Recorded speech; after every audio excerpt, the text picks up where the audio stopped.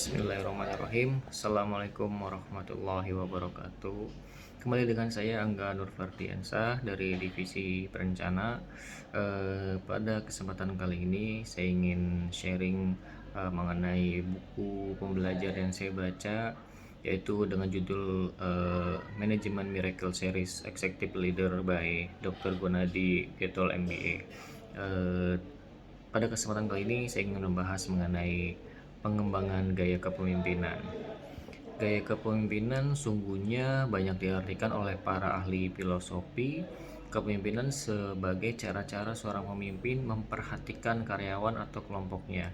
Sesungguhnya gaya kepemimpinan ini sangat variatif dan berbagai teori kepemimpinan berusaha membahas gaya kepemimpinan serta dampaknya terhadap hasil kepemimpinan seseorang. Nah, yang pasti gaya kepemimpinan yang atentif terhadap bawahan, yang bisa merespon situasi bawahan dan pekerjaan secara tepat.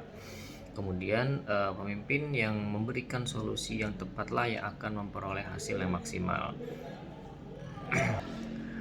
Karena kompleksnya gaya kepemimpinan, maka berbagai teori dikembangkan untuk membahas gaya kepemimpinan dan berbagai pembelajar menghasilkan beberapa pendapat tentang gaya kepemimpinan.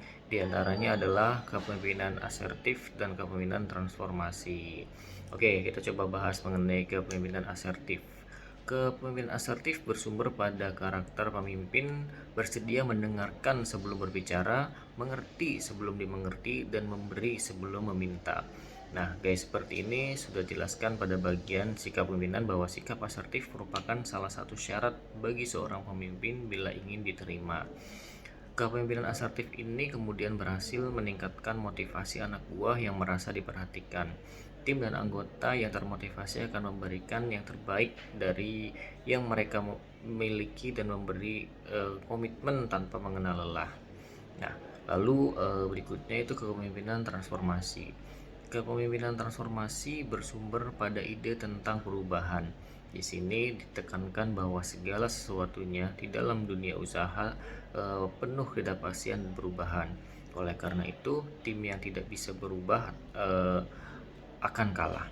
Karena itu pula fokus kepemimpinan ini adalah untuk mentransformasikan energi kelompok menjadi suatu kekuatan yang besar. Mereka berusaha merespon masalah dan memecahkan secara bersama-sama, sehingga sering disebut sebagai kepemimpinan transformasi.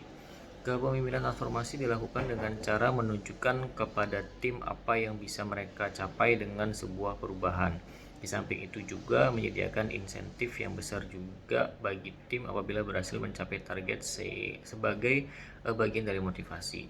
Dalam pengalaman penulis yang saya baca di sini, gaya kepemimpinan seorang sungguhnya berakar pada karakter seseorang.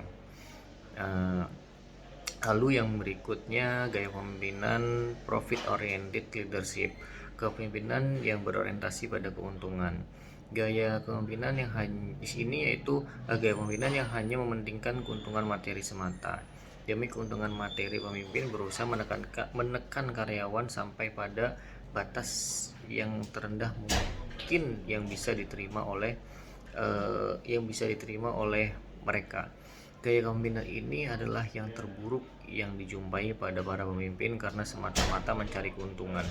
Pada akhirnya justru pemimpin ini banyak menimbulkan masalah kepegawaian sehingga protes tentang kesejahteraan dan lain-lainnya.